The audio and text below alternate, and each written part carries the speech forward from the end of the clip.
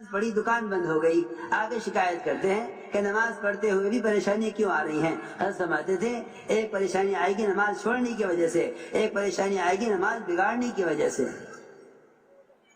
ایک پریشانی آئے گی نماز چھوڑنے کی وجہ سے، ایک پریشانی آئے گی نماز کو بگاڑنے کی وجہ سے۔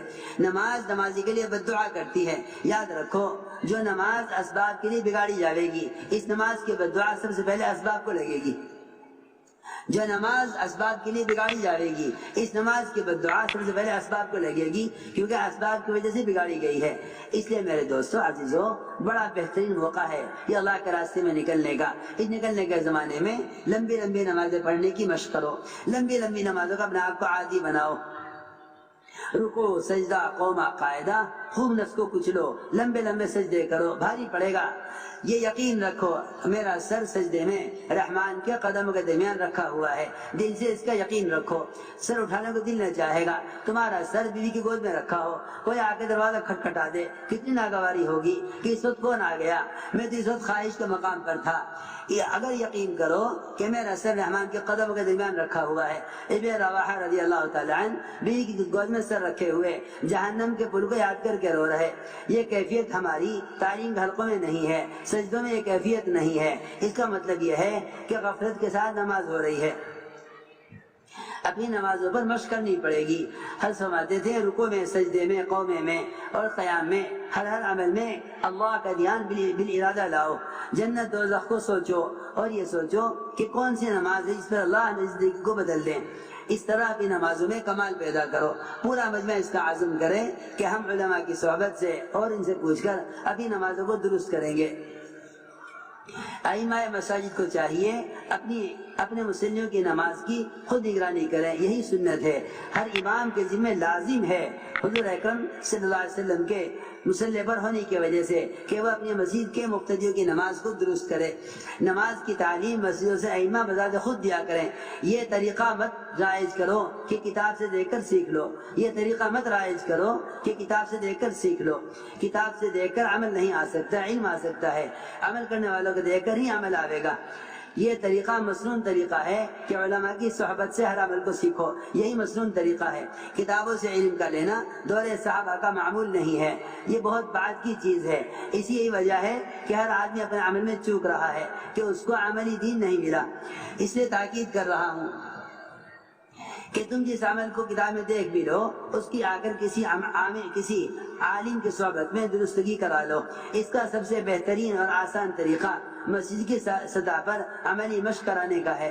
آپ دیکھتے نہیں ان فوجیوں کو تربیت کرائی جاتی ہے، ان کو ٹریننگ دی جاتی ہے، کیسے کیسے مشقتوں سے گزارا جاتا ہے۔ جب تک اس پوری کورس کو نہیں کر لیتے فوج میں داخلہ نہیں ہوتا، جب تک ان سے مشقیں کرا کر ان سے جو ہے ان کا امتحان نہیں ہو جاتا، تو کوئی فوجی بھرتی نہیں ہوتا۔ یہاں بغیر کسی تربیت کے ائمہ اور مصلی اور مقتدی تیار ہو رہے ہیں۔ ہمیں چاہیے خوب عمل کی مشق کرائیں، اپنی اپنی مسجدوں میں صحیح رکوع اور سجدے کی مشق کرائی جائے۔ ہر مسجد کا معمول ہو یہ کہ مسجد میں آنے والے مقتدیوں کو صحیح رکوع کی اور صحیح قاعدے کی اور صحیح جلسے کی تعلیم دی جائے عملی طور پر۔ نماز کی ٹریننگ دینا بھی فرض ہے، جس طرح نماز پڑھنا فرض ہے، اس طرح اللہ کے راستے میں نکل کر لمبی لمبی نمازیں پڑھنے کی مشق کرنی ہے۔ تہجد کو لازم پکڑ لو، کسی کی بھی خروج کے زمانے میں تہجد نہ چھوٹے۔ اپنے آپ کو تہجد کا عادی بناؤ۔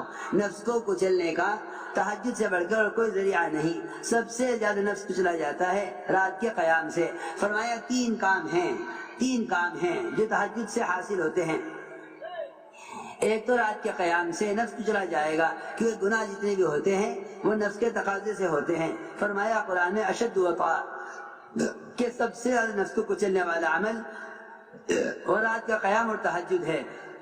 اور دوسرا عمل فرمایا کہ اگر رات کے قیام کا اہتمام کرو گے تو اللہ رب العزت ضرورت کی بات کہلوائیں گے کہ داعی کی بات کو واضح کر دینے والا ہے رات کا قیام۔ فرمایا اقوم القیلا یعنی ابین القیلا کہ بات واضح ہو جائے گی رات کے قیام سے۔ تیسرا کام فائدہ یہ ہے کہ دن بھر دعوت کے جو بڑے بڑے تقاضے ہیں اور دن بھر دعوت کے بڑے بڑے کارنامے ہیں، اس میں اللہ کی مدد رات کے قیام کے بقدر ہوگی۔ اس لیے فرمایا ان لک فی النہار سبحا طویلا کہ آپ کو دن بھر بڑے بڑے کام کرنے ہیں، ان کاموں پر جو مدد ملے گی وہ رات کے قیام سے ملے گی۔ اس طرح ہمیں اس طرح ہمیں اہتمام کرنا ہے اپنی نماز جو ہے رات کے قیام اور تہجد کا۔ ابوبکر صدیق رضی اللہ تعالیٰ عنہ نکلنے والی جماعتوں کو دو چیزوں کی تاکید فرماتے تھے، ایک رات کے قیام کی اور دوسرے قرآن کی تلاوت کی۔ اس طرح ہم اپنی نمازوں میں کمال پیدا کریں۔ اشراق، چاشت، اوابین، اس کا خاص طور پر اہتمام کریں کہ نوافل کی کثرت اللہ کے ایسے قرب کا ذریعہ ہے جس سے بندے کے اعضاء کا استعمال اللہ کی چاہت پر آ جاتا ہے۔ اور اسی کے ساتھ ساتھ ہمیں چاہیے کہ مسنون دعاؤں کا بھی خوب اہتمام کریں۔ مسنون دعاؤں نے قبولیت کے راستے دیکھے ہوئے ہیں۔ میرے دوستو عزیزو، یہ ہوا عمل۔ اب ہر عمل کو دو چیزوں پر لانا ہے، ایک وعدوں کے یقین پر لاؤ تاکہ اس پر اجر پورا ملے، اور ایک علم پر لاؤ تاکہ اللہ کے یہاں قبول ہو جائے۔ دو قسم کا علم ہے، فضائل کا اور مسائل کا۔ مسائل کا علم علماء کی صحبت سے حاصل کرو، فضائل کا علم اور فضائل کا یقین یہ تعلیم کے حلقوں سے ملے گا۔ ہمارا روزانہ کا کام یہ ہے کہ تعلیم کے حلقوں میں جم کر بیٹھو۔ اللہ کے وعدوں کا یقین دلوں میں تازہ کرنے کے لیے تعلیم کے حلقے ہیں۔ جتنی جماعتیں اللہ کے راستے میں نکل رہی ہیں ان کی صبح کی تعلیم کا معمول ہر جگہ منتخب احادیث تعلیم کا ہے۔ صبح کی تعلیم میں تینوں عمل کرو۔ ایک عمل قرآن کی تصحیح کا حلقہ جو سب سے بنیادی فریضہ ہے، جس کے بغیر نماز درست نہ ہوگی۔ اگر پوری جماعت میں ایک ہی ساتھی صحیح قرآن پڑھنے والا ہے تو ایک ہی حلقہ لگاؤ، دو ہے تو دو حلقہ لگا دو، وہ ساتھیوں کا قرآن درست کرائیں، ایک ایک کی ایک آیت پڑھیں، ایک سے ایک آیت صحیح کروائیں، دو دو کی جوڑی بنا کر ایک ایک قرآن کی آیت 24 گھنٹے یا آپس میں دہراتے رہیں۔ اس طرح دو دو کی جوڑی بنا دو اور قرآن کی آیتیں سیکھتے رہیں۔ اگلے دن یہ سبق سن کر اگلا سبق دیا جائے۔ اس طرح جماعت کے ہر ساتھی کا قرآن کا ایک ایک لفظ صحیح کرایا جائے، صحیح تلفظ ادا کرانے کی مشق کی جائے۔ یہ تعلیم کا حلقے صحیح قرآن کی مشق کے لیے ہیں۔ اس طرح ہمیں قرآن کی تصحیح کے حلقے کے بعد پھر تعلیم کا اجتماعی حلقہ کرنا ہے جس میں صبح کی تعلیم میں منتخب احادیث ہی پڑھی جائے۔ روزانہ کی تعلیم کا معمول ہو یہ کہ صبح کی تعلیم میں خروج کے زمانے میں منتخب احادیث ہی پڑھی جائے۔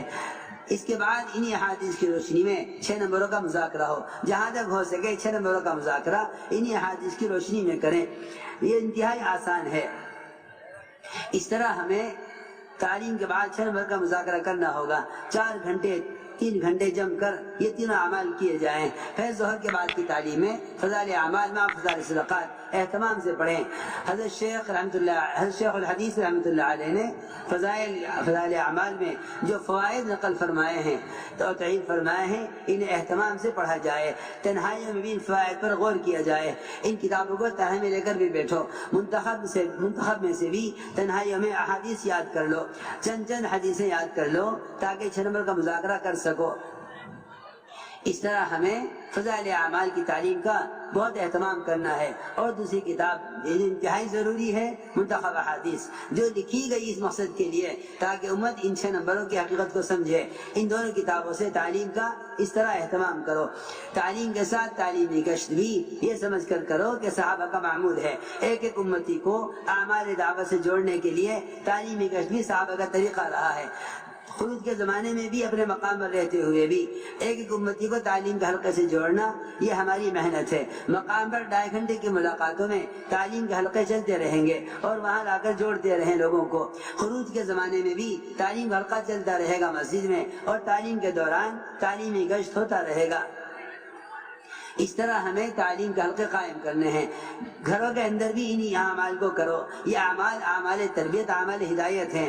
گھر میں بھی 5 اعمال اہتمام سے کرنے ہیں، بلکہ روزانہ گھر میں ان 5 اعمال میں سب سے پہلا عمل قرآن کی تصحیح کا حلقہ ہے۔ یہ کوئی نیا کام نہیں ہے۔ لوگ سمجھتے ہیں کہ یہ کوئی نیا کام شروع ہوا ہے۔